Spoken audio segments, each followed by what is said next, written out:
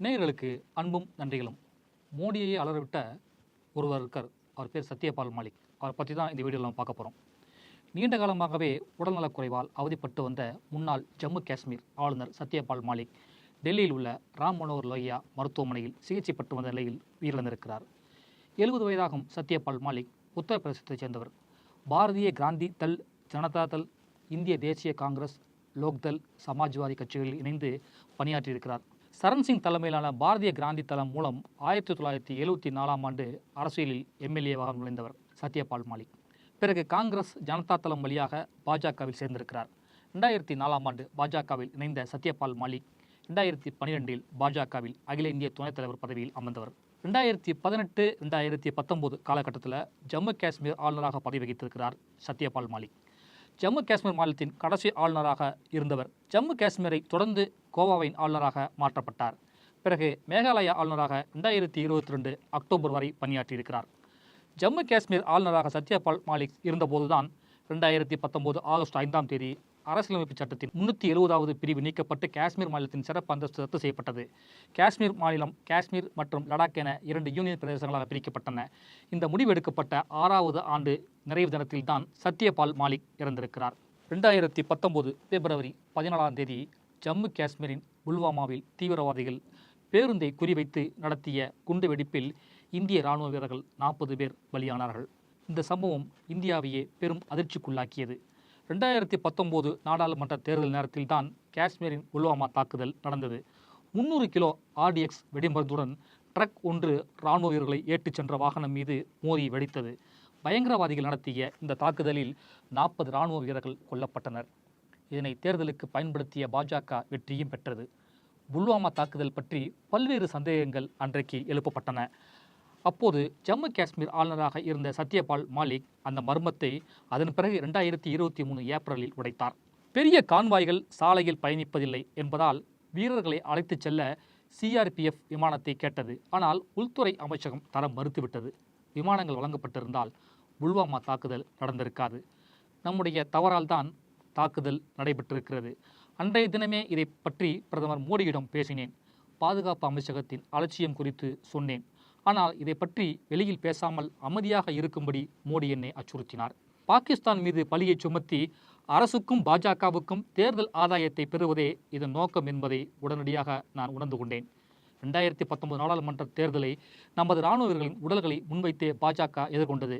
புல்வாமா தாக்குதல் தொடர்பாக விசாரணை நடத்தியிருந்தால் பல இராணுவ அதிகாரிகள் சிறைக்கு போயிருப்பார்கள் என மோடி மீது சத்யபால் மாலிக் குற்றம் சாட்டினார். மோடியோ புல்வாமா தாக்குதலில் உயிரிழந்த வீரர்களின் உன்னத தியாகத்தை இந்தியா மறக்காது என பொய் சொல்லிக் கொண்டிருந்தார். புல்வாமா தாக்குதலை மிகவும் கவனமாக எதிர்கொண்டோம். தாக்குதலை தொடர்ந்து தேர்தல் பிரச்சாரத்தை நிறுத்தியிருந்தால் பெரிய பிரச்சனையாகியிருக்கும். பிரச்சாரத்தை நிறுத்துவது மக்கள் இடையே பெரிய பதட்டத்தை ஏற்படுத்தும். அதனால்தான் புல்வாமா தாக்குதலின் போது திட்டமிடப்பட்ட தேர்தல் பிரச்சாரத்தை நான் நிறுத்தவில்லை என்று ABP செய்தி நிறுவனத்திற்கு அளித்த பேட்டியில் சொன்னார் மோடி. புல்வாமா தாக்குதல் நடந்தபோது தேர்தல் பிரச்சாரத்தை நிறுத்தவில்லை என எவ்வளவு கூலாக பிரதமர் மோடி பதிலளித்திருக்கிறார்கள் பாருங்கள். அந்த தாக்குதல் நடந்ததற்கு பின்னணியை பார்த்தால் மோடியின் இந்த பதிலுக்கான அர்த்தம் புரியும். தேர்தல் பிரச்சாரத்தை நிறுத்தினால் பெரிய பதட்டத்தை ஏற்படுத்தும் என சொன்ன மோடிதான் புல்வாமா தாக்குதல் பற்றி யாரிடமும் பேசக்கூடாது என்று அன்றைய கவர்னர் சத்யபால் மாலிக்கிடம் சொல்லியிருக்கிறார். 2019 நாடாளுமன்ற தேர்தல் பரப்புரைக்கு இடையில்தான் ஜம்மு காஷ்மீரில் பிப்ரவரி 14ஆம் தேதி புல்வாமா தாக்குதல் நடைபெற்றது. 40 இராணுவ வீரர்கள் குண்டு வெடிப்பில் துள்ள துடிக்க கொல்லப்பட்டார்கள். அப்போது ஜம்மு காஷ்மீர் கவர்னராக இருந்தவர் சத்யபால் மாலிக். அந்த புல்வாமா தாக்குதலில் என்ன நடந்தது என்பதை சில காலம் கழித்து 2023 அம்பலத்துக்கு கொண்டு வந்தார். புல்வாமாவில் இராணுவ வீரர்கள் மீது பயங்கரவாத தாக்குதலுக்கு காரணமான உள்துறை அமைச்சகத்தின் அலட்சியத்தை அவர் கேள்வி எழுப்பினார். அப்போது உள்துறை அமைச்சராக இருந்த ராஜ்நாத் சிங்கிடம் CRPF ஜவான்களை ஏற்றிச் செல்ல விமானம் கேட்டேன். ஆனால் உள்துறை அமைச்சகம் மறுத்தது. சாலை மார்க்கமாக செல்ல ஆணையிட்டது. புல்வாமா தாக்குதலுக்கு பிறகு பிரதமர் மோடி என்னை அழைத்தபோது இந்த குறைபாடுகள் குறித்து அவரிடம் கேள்வி எழுப்பினேன். ஆனால் இது பற்றி யாரும் வெளியில் பேசாமல் அமைதியாக இருங்கள் என்று பிரதமர் மோடி என்னிடம் சொன்னார். தேசிய பாதுகாப்பு ஆலோசகர் அஜித் தோவலும் அதை பற்றி பேச வேண்டாம் என்று கூறினார்.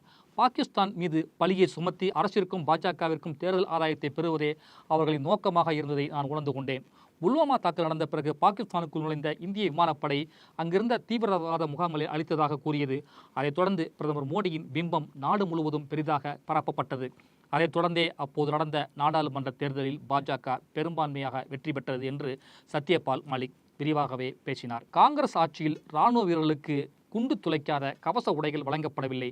ஆனால் 2016 நாங்கள் 1,00,000க்கும் அதிகமான கவச உடைகளை வழங்கியிருக்கிறோம் என்று ஜனாதிபதி உரைக்கு நன்றி தெரிவிக்கும் தீர்மானத்தின் மீது ஆற்றிய உரையில் 2019 பிப்ரவரி 7ஆம் தேதி சொன்னார் பிரதமர் மோடி. கவச உடைகள் அல்ல, விமானம் இல்லாததால் புல்வாமாவில் நமது இராணுவ வீரர்களை இழந்தோம்.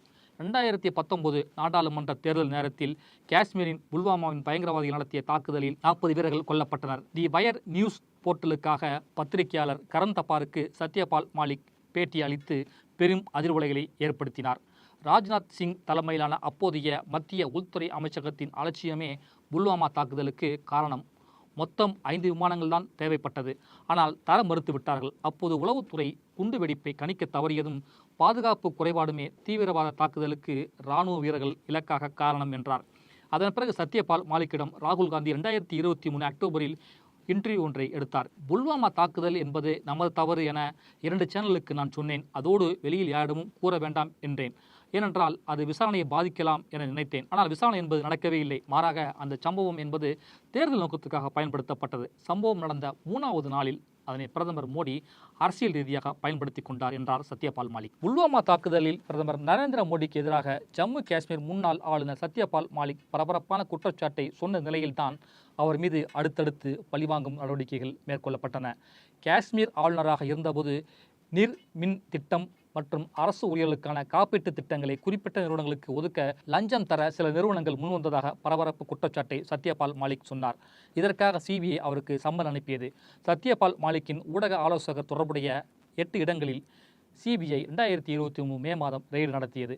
ஜம்மு காஷ்மீர் மாநிலத்தின் ஆளுநராக இருந்தபோது சத்யபால் மாலிக் அவரது பதவிக்காலத்தில் கிரு நீர்மின் திட்ட ஒப்பந்தத்துக்காக ரூபாய் 300 கோடி ஊழல் முறைகேடு நடைபெற்றது என்றும் செனாப் ஆற்றின் குறுக்கே கிஸ்த்வார் மாவட்டத்தில் 624 மெகாவாட் கிர் நீர்மின் திட்டத்தை மேற்கொள்ள ஒப்பந்ததாரர்களுக்கு லஞ்சம் கொடுக்கப்பட்டதாகவும் புகார் சொன்னார்கள். இந்த புகாரின் அடிப்படையில் தான் 2024 பிப்ரவரியில் சத்யபால் மாலிக்கின் டெல்லி வீடு உள்ளிட்ட 30 இடங்களில் சிபிஐ அதிகாரிகள் ரெய்டு நடத்தினார்கள். இந்த சோதனைக்கு பிறகு பேசிய சத்யபால் மாலிக் சிறுநீரக பிரச்சனையால் மருத்துவமனையில் சிகிச்சை பெற்று வந்தார். அப்போது தனது எக்ஸ் பக்கத்தில் பதிவு ஒன்றை வெளியிட்டார். ஹலோ நண்பர்களே, சிறுநீரக பிரச்சனையால் நான் கடந்த 1 மாதமாக மருத்துவமனை ஐசியூவில் அனுமதிக்கப்பட்டிருக்கிறேன். எனது உடல்நிலை மிகவும் மோசமாகி வருகிறது. நான் வாழலாம், இல்லாவிட்டால் சாகலாம். இதனால் நாட்டு மக்களுக்கு உண்மையை சொல்ல விரும்புகிறேன்.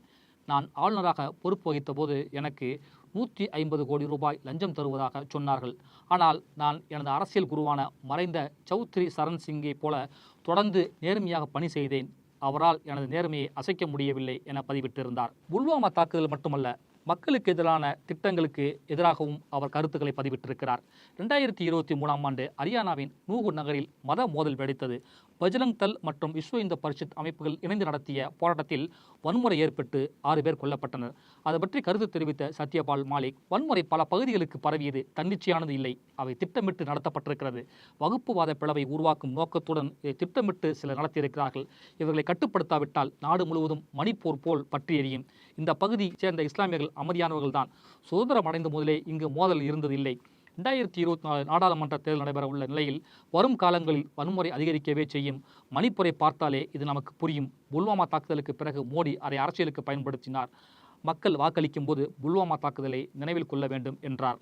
அதன் பிறகு விவசாயிகள் போராட்டம் தொடர்பாக அவர் கருத்து தெரிவித்தார். விவசாயிகள் போராட்டம் 2023 நடந்தபோது மேகாலயா ஆளுநராக இருந்தார் சத்யபால் மாலிக். டெல்லியில் இருக்கும் அரசியல் தலைவர்கள் ஒரு நாய் இறந்தால் கூட அதற்கு இரங்கல் தெரிவிக்கிறார்கள். ஆனால் விவசாயிகள் மரணத்திற்கு யாருமே இரங்கல் தெரிவிக்கவில்லை. விவசாய போராட்டத்தில் 600 விவசாயிகள் வரை மரணமடைந்தனர். ஆனால் அவர்களுக்கு யாரும் இரங்கல் கூட தெரிவிக்கவில்லை. எனக்கு பதவி மீதான பற்று கிடையாது. நான் பதவி போய்விடுமே என்று அச்சப்படவில்லை.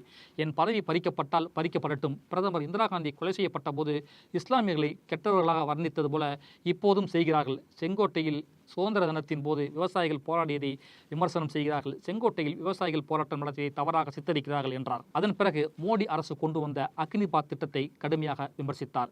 இந்திய பாதுகாப்பு துறையில் அக்னி வீரர் என்ற பெயரில் புதிய திட்டத்தை மோடி அரசு தொடங்கியது. அதற்கு நாடு முழுவதும் இளைஞர்கள் போராட்டம் நடத்தி எதிர்ப்பு தெரிவித்தார்கள். உத்தரப்பிரதேசத்தின் மீரட் நகரில் பேசிய மேகாலயா ஆளுநராக இருந்த சத்யபால் மாலிக், அக்னிபாத் ஒரு தவறான திட்டம். இது இராணுவத்தின் கௌரவத்துக்கே எதிரானது. இந்த திட்டம் செயல்பாட்டுக்கு வந்தால் இராணுவத்தின் மதிப்பு குறைந்துவிடும். அக்னிபத் திட்டம் மூலம் 4 ஆண்டுகள் இராணுவத்தில் பணிபுரியும் அக்னிவர்களை திருமணம் செய்து கொள்ள யாரும் பெண் கொடுக்க மாட்டார்கள். 4 ஆண்டுகள் மட்டுமே வேலை செய்யும் வீரர்களுக்கு யார்தான் பெண் கொடுப்பார்கள் என்று கேள்வி எழுப்பினார். இப்படி தொடர்ந்து மோடி அரசுக்கு எதிராக பேசி வந்த சத்யபால் மாலிக்கை அடக்க துணை ஜனாதிபதி தருவதாக பேச்சு எழுந்தது. மத்திய அரசுக்கு எதிராக பேசுவதை நான் நிறுத்தினால் துணை ஜனாதிபதி பொறுப்பு வழங்கப்படும் என்றும், ஆனால் அதை நான் ஏற்கவில்லை என்றும் சத்யபால் மாலிக் சொன்னார்.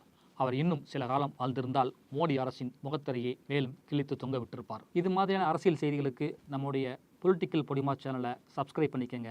லைக் பண்ணுங்கள், ஷேர் பண்ணுங்கள், கமெண்ட் பண்ணுங்கள்.